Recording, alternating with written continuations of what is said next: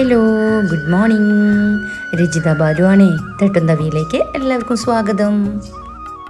വറുത്ത അരിപ്പൊടിയിലെ കള്ള് ചേർത്തിട്ട് ഉള്ള ഒരു കള്ളപ്പത്തിൻ്റെ റെസിപ്പി ആയിട്ടാണ് ഇന്ന് വന്നിട്ടുള്ളത്. അപ്പോൾ നമുക്ക് നേരെ വീഡിയോയിലേക്ക് കിടക്കാം.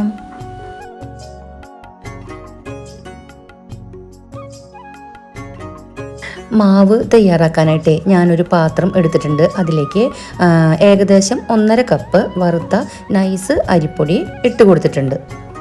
ഇനി നമുക്ക് ഈ പൊടിയിലേക്ക് ഏകദേശം 1 ഗ്ലാസോളം നല്ല തെങ്ങിൻ കള്ള് ഒഴിച്ചു ചേർക്കാം കേട്ടോ.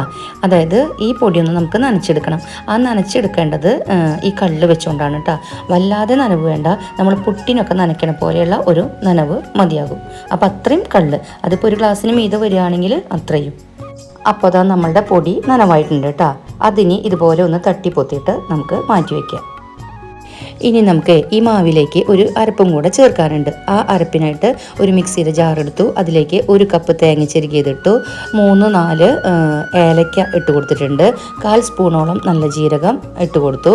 2 ചെറിയ ഉള്ളി ഇട്ട് കൊടുത്തിട്ടുണ്ട്. അതുപോലെ തന്നെ 6 ടേബിൾ സ്പൂണോളം പഞ്ചസാര ഇട്ട് കൊടുത്തിട്ടുണ്ട്. 1 നുള്ളു ഉപ്പും അതുപോലെ 1/4 ഗ്ലാസോളം വെള്ളം കൂടെ ചേർത്തിട്ട് ഇത് നന്നായിട്ടൊന്ന് അരച്ചെടുക്കാം. അപ്പോൾ അത് നമ്മൾ തേങ്ങയൊക്കെ നന്നായിട്ട് അരച്ചെടുത്തിട്ടുണ്ട്. ഇനി ഇതിലേക്ക് നമുക്ക് ഒരു കൂട്ടം കൂടെ ചേർക്കാനുണ്ട് കേട്ടോ. അതായത് നമ്മുടെ ചോറ് വളരെ അല്പം മതി കേട്ടോ. ഏകദേശം 1.5 ടേബിൾ സ്പൂണോളം മതിയാകും. ചോറും കൂടെ ചേർത്തിട്ട് ഒന്നും കൂടെ അരക്കാം കേട്ടോ. ഫൈൻ പേസ്റ്റ് ആവണമെന്ന് നിർബന്ധമില്ല. ചോറും കൂടെ ചേർത്തതിന് ശേഷം അരപ്പ് റെഡി ആയിട്ടുണ്ട്.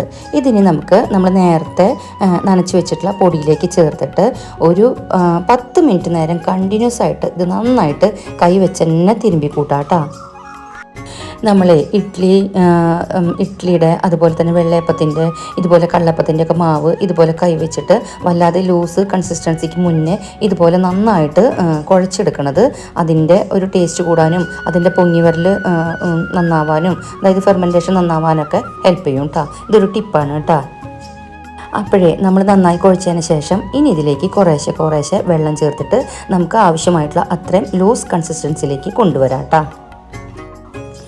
നമുക്ക് ദോശയുടെയും വെള്ളയപ്പത്തിൻ്റെയും അത്ര ലൂസാവാനും പാടില്ല, എന്നാൽ ഇഡ്ഡലിയുടെ അത്രയും ടൈറ്റ് ആവാനും പാടില്ല.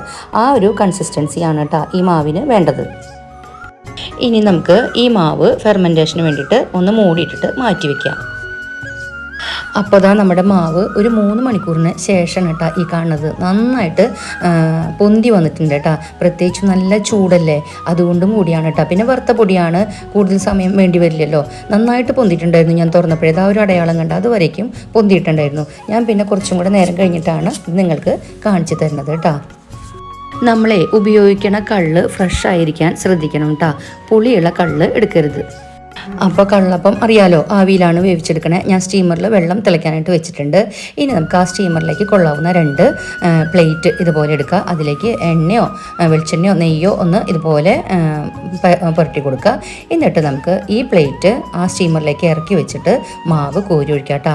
മാവ് വല്ലാതെ കുത്തിമറിക്കാതിരിക്കാൻ ശ്രദ്ധിക്കണേ. ശരിക്കും ആ പൊന്തി വന്നിട്ടുള്ളത് ജസ്റ്റ് അത് മാത്രം എടുത്തിട്ടാണ് നമ്മൾ വേവിക്കേണ്ടത്. അപ്പോഴാണ് നമുക്ക് ഈ ബേക്കറിയിൽ നിന്നൊക്കെ കിട്ടുന്ന പോലെ സ്പോഞ്ചി ആയിട്ട് വരാം. പക്ഷേ എനിക്ക് അതങ്ങനെ ഇഷ്ടമല്ല കേട്ടോ. കാരണം അത് തൊണ്ടയ്ക്ക് ഭയങ്കര അസ്വസ്ഥത, എനിക്ക് ശ്വാസം കിട്ടാത്ത പോലെയൊക്കെ തോന്നും. എനിക്ക് എപ്പോഴും ഇഷ്ടം ചെറിയൊരു അപ്പത്തിൻ്റെ ഒരു മയത്തോട് കൂടിയിട്ടുള്ള അപ്പാണ് ഇഷ്ടം. അപ്പോൾ അതുകൊണ്ട് ഞാൻ ജസ്റ്റ് ഒന്ന് ഇളക്കി മിക്സ് ചെയ്യുന്നുണ്ട്, വല്ലാതെ കുത്തിമറിക്കണില്ല കേട്ടോ. പ്ലേറ്റിലേക്ക് മാവ് കോരി ഒഴിക്കുമ്പോൾ ചെറിയൊരു ഗ്യാപ്പ് മുകളിൽ വേണം കേട്ടോ. ഫുള്ളായിട്ട് ഒഴിക്കരുത്, കാരണം ഇതെന്തായാലും വീർത്ത് വരുമല്ലോ. അപ്പോൾ അത് കണക്കാക്കി കൊണ്ടുള്ള ഒരു സ്ഥലം വിട്ടിരിക്കണം. പിന്നെ വറുത്ത പൊടി ആയതുകൊണ്ട് വേഗം വേവുണ്ടാകും. നമ്മൾ പച്ചരി കൊണ്ടൊക്കെ കള്ളപ്പം ചേർക്കുമ്പോൾ എങ്ങനെ പോയാലും 20-25 മിനിറ്റൊക്കെ വേവ് വരാറുണ്ട്. ഇതൊരു 10 മിനിറ്റ് ആകുമ്പോഴേക്കും വെന്തു കേട്ടോ. വെന്തോന്ന് നമ്മൾ എക്സ്പീരിയൻസ്ഡ് ആയതുകൊണ്ടാണ് കേട്ടോ വിരലൊക്കെ വെച്ച് നോക്കണത്. നിങ്ങൾ ഫ്രഷേഴ്സോ അല്ലെങ്കിൽ തീക്കളിയാണ് ശ്രദ്ധിച്ചോളൂ കേട്ടോ. അപ്പോൾ ഒരു എന്താ പറയുക, നമ്മളുടെ പപ്പടക്കോലോ സ്ക്യൂറോ ഒക്കെ വെച്ചിട്ട് വേണം കുത്തി നോക്കാൻ. നമ്മളുടെ ഒട്ടണില്ലെങ്കിൽ അത് വെന്തു എന്നാണ് അർത്ഥം കേട്ടോ. ഞാനെപ്പോഴും ആ സ്റ്റീമറിൽ നിന്ന് എടുക്കാനുള്ള ബുദ്ധിമുട്ടുകൊണ്ടാണ് അതിൻ്റെ ഫുള്ള് എടുത്തിട്ട് അത് ചെരിച്ചിട്ടാണ് കേട്ടോ പാത്രം എടുത്തത്. ഇനി അടുത്ത പ്ലേറ്റ് ഇതുപോലെ വെച്ച് കൊടുക്കാം കേട്ടോ. പിന്നെ ശ്രദ്ധിക്കണം, എൻ്റെ ഈ സ്റ്റീമറിന് 2 ഹോളുണ്ട്. അതുപോലെ ഇതിൻ്റെ സെൻറ്ററിൽ ആ നോബിൻ്റെ ഇടയിൽ കൂടെ ആവി വന്ന് വീണിട്ടേ സെൻറ്ററിലേക്ക് ഇങ്ങനെ വെള്ളം വന്നിരുന്നു. അപ്പോൾ അങ്ങനെയൊക്കെ ഉണ്ടെങ്കിൽ അതൊന്ന് ശ്രദ്ധിക്കണം കേട്ടോ. ഒരു 5 മിനിറ്റ് കഴിയുമ്പോഴേ ഒന്ന് ഊരിയെടുത്തിട്ട് വെള്ളം കുടഞ്ഞിട്ട് മൂടിയിട്ടോളൂ കേട്ടോ. അത് ശ്രദ്ധിക്കണം, കാരണം 5-6 മിനിറ്റ് കഴിഞ്ഞിട്ട് മതി, അല്ലെങ്കിൽ പിന്നെ വീർക്കാതെ അത് താഴ്ന്നു പോകും. അതും കൂടെ ശ്രദ്ധിക്കണം. നമ്മുടെ പ്ലേറ്റ് നന്നായി ആറിയതിന് ശേഷം മാത്രം അപ്പം അടർത്തിയെടുത്താൽ മതി കേട്ടോ. അപ്പോഴേക്കും അതിൻ്റെ സൈഡൊക്കെ ഇങ്ങനെ വിട്ടു വന്നിട്ടുണ്ടാവും. ഇനി അതല്ല നമുക്ക് ധൃതിയൊക്കെ ഉണ്ടെങ്കിൽ ആ പ്ലേറ്റിൻ്റെ ബാക്ക് വശം നമ്മുടെ പൈപ്പിൻ്റെ ടാപ്പ് ഒന്ന് തുറന്നിട്ടേ ഒന്ന് നനച്ചു കൊടുക്കുക കേട്ടോ. എന്നിട്ട് പ്ലേറ്റും തണുത്തതിന് ശേഷം അടർത്തിയെടുക്കുക. സ്പൂണിൻ്റെ ബാക്ക് വെച്ചിട്ടോ ഇതുപോലെ ചട്ടുകത്തിൻ്റെ ബാക്ക് വെച്ചിട്ടോ ഒക്കെ ഒന്ന് അടർത്തിയെടുക്കുക കേട്ടോ. എനിക്ക് ഈ ഇത്രയും മാവ് കൊണ്ട് ഞാൻ ഉണ്ടാക്കിയത് ഈ 2 പ്ലേറ്റ് ഉണ്ടല്ലോ അതുപോലത്തെ 4 അപ്പം ഉണ്ടാക്കി. പിന്നെ ഒരല്പം മാവ് ഉണ്ടായിരുന്നതുകൊണ്ട് ചെറിയൊരു കൂട്ടാൻ പാത്രത്തിലേക്കും കൂടെ ഒഴിച്ചിട്ട് അങ്ങനെ 5 അപ്പമാണ് കേട്ടോ ഞാൻ ഉണ്ടാക്കിയെടുത്തത്. അപ്പോൾ എൻ്റെ ഇന്നത്തെ വീഡിയോ ഇഷ്ടമായിട്ടുണ്ടെന്ന് വിശ്വസിക്കുന്നു. ഇഷ്ടമായിട്ടുണ്ടെങ്കിൽ ലൈക്ക് ചെയ്യാനും ഷെയർ ചെയ്യാനും കമൻറ്റ് ചെയ്യാനും ചാനലൊന്ന് സബ്സ്ക്രൈബ് ചെയ്യാനും മറക്കരുതേ.